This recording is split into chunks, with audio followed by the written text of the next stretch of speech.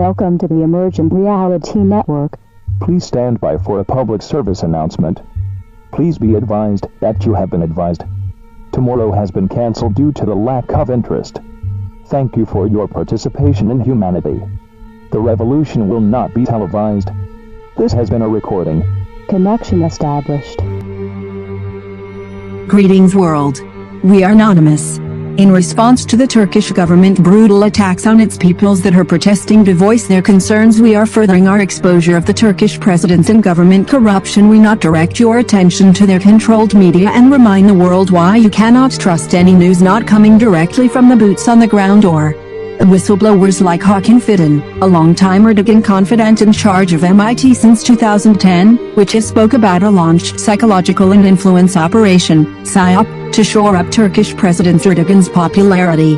For many years we have been aware and watched the situation closely in Turkey as the United States intelligence agencies have tried to overthrow this country by way of causing riots funded by George Soros and even deployed weather modification warfare, terrorism attacks and causing earthquakes. As they have spoken are against this, but I digress.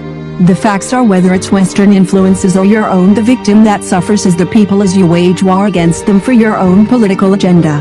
The Turkish intelligence agency, Milli İstihbarat (MIT), has launched a psychological and influence operation, PSYOP, to shore up Turkish President Recep Tayyip Erdogan's popularity, which was recently dealt a huge blow with a series of failures in earthquake preparedness and response. According to information obtained by Nordic Monitor from reliable sources, Hakan Fidan, a long-time Erdogan confidant who has been running MIT since 2010, ordered the execution of several influence operations simultaneously, mobilizing agency personnel and assets to shape the prevailing narrative around an earthquake, set in motion on the second day after a major earthquake struck the southeastern part of the country, killing over 35,000 people as of February 15. The PSYOP centered around a highly divisive and polarizing Islamist and nationalist narrative, which has been the main campaign theme of President Erdogan for upcoming elections, which are scheduled for May 14, but are subject to debate for a postponement after the devastating quake. The agency also ordered its assets splinted in the government-controlled media to aggressively push religious talking points, which mainly attributed the huge toll in the quake to fate and God's work rather than to poor construction, the absence of building code enforcement and pervasive corruption. A privately shot video that showed Erdogan telling a grieving quake victim last week that the earthquake could be attributed to destiny and that such things are bound to happen is an indication that such a PSYOP was sanctioned at the presidential level. In the field, MIT also deployed assets, especially operatives in some religious communities and groups, to the quake zone and embedded them with rescue and relief teams. The effect of this clandestine mobilization was seen during rescue efforts that were carried live by government-controlled TV outlets for a nationwide audience. It was quite unusual to see religious slogans chanted while TV cameras were rolling to record rescue teams extricating people stuck under the rubble for days. Although prior warnings were repeatedly made by rescuers and first responders to stop saying such things because of the possible shocking impact on victims at the critical moment when they saw light in the crowd for the first time after days of an agonizing wait in dark, confined spaces, these operatives continued to chant. In the videos, the voices of rescue workers were heard complaining to people chanting religious slogans as they struggled to rush victims to waiting ambulances. These operatives defied sound recommendations made by psychologists and trauma experts on how to behave in such situations, and the pleas made by rescue works on the ground fell on deaf ears. According to the PSYOP plan, such an ugly and public display of religious slogans would also elicit angry responses from the secularist bloc of the political opposition, which would in turn play right into Erdogan's hands. The plan worked like clockwork. The secularists fell into this trap, starting to debate religion, which is what Erdogan wanted to see happen.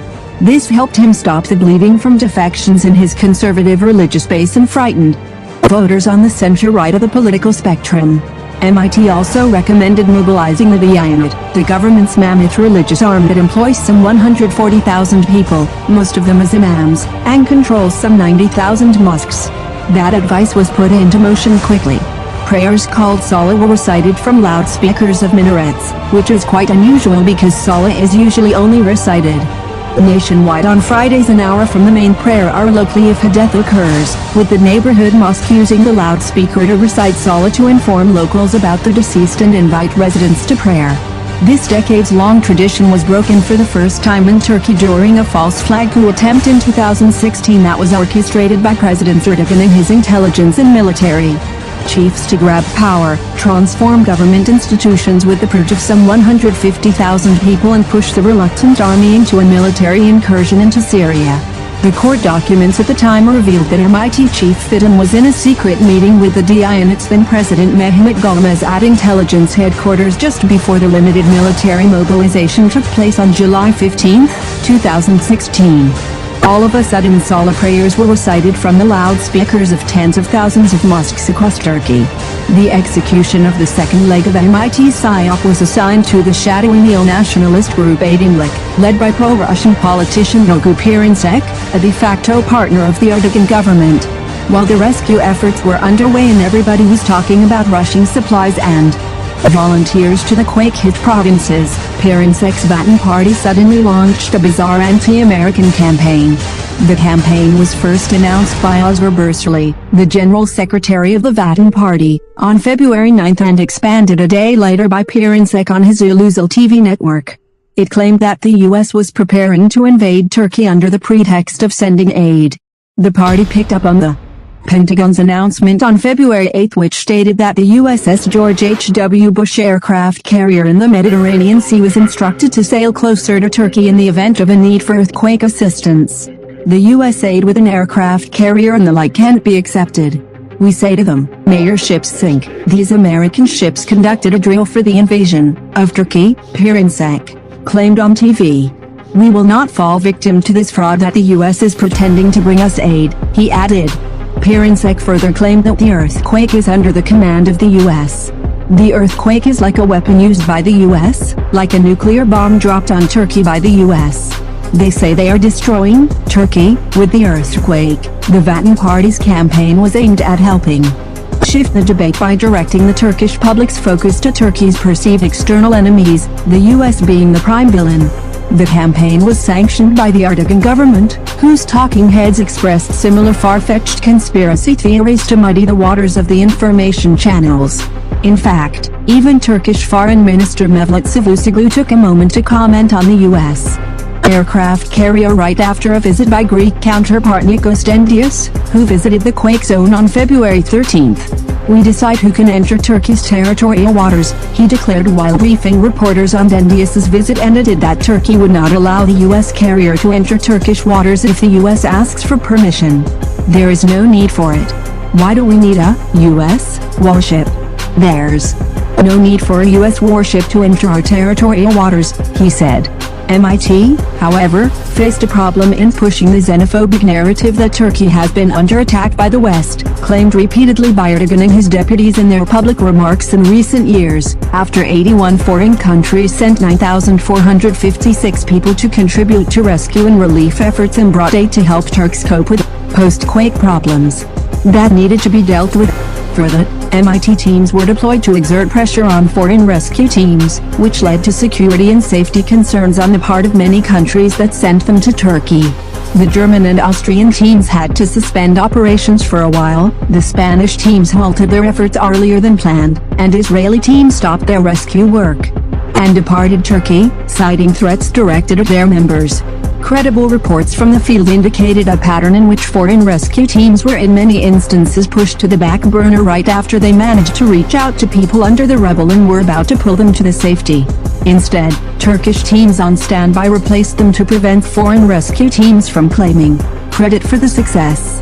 Compounding matters further, police and vigilante-led violence against alleged looters in quake zones and extrajudicial punishment that in some cases resulted in the death of alleged perpetrators, made the security environment worse. There have been several public incidents during which innocent volunteers were taken for looters and beaten by a mob or members of law enforcement, apparently sanctioned by the Erdogan government and allowing the abusers to act with complete impunity in the streets. In the meantime, Some of the neo-nationalists who had worked with MIT in the past started floating claims that foreign intelligence services secretly planted operatives and rescue teams deployed to Turkey, saying that needs to be carefully watched. Silajasi, a former admiral who helped President Erdogan purge pro-NATO officers from the military in 2016, asserted that there could be spies among the foreign rescue teams coming to Turkey and advised the government to be careful.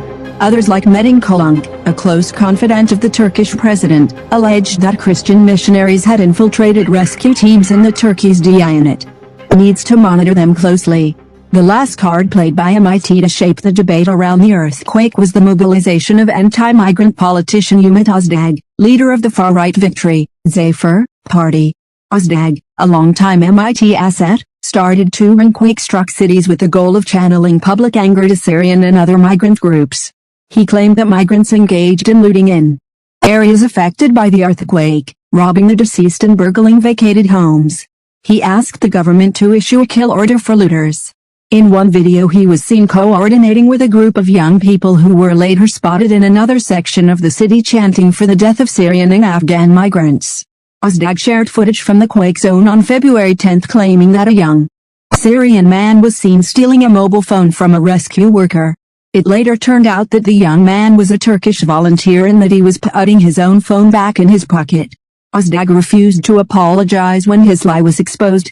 MIT's PSYOP appears to be largely successful thanks to the Turkish media, which has by and large been under the control of the Erdogan government for nearly a decade. As a result, exposing the Erdogan government's influence operations for a domestic audience and MIT's clandestine activities to frame the national debate and shape talking points is mission impossible. The very few opposition media outlets that remain in Turkey have not reached out to the masses. The government still allows a few publications and TV stations to operate after closing down nearly 200 media outlets in 2015 and 2016 because they serve as good window dressing. Erdogan government officials often pointed to these small outlets when they were criticized internationally over the lack of press freedom in Turkey, and hence they try to claim some sort of democratic legitimacy. We are anonymous. And we have not even begun to uncover the truth. But we will. Expect that.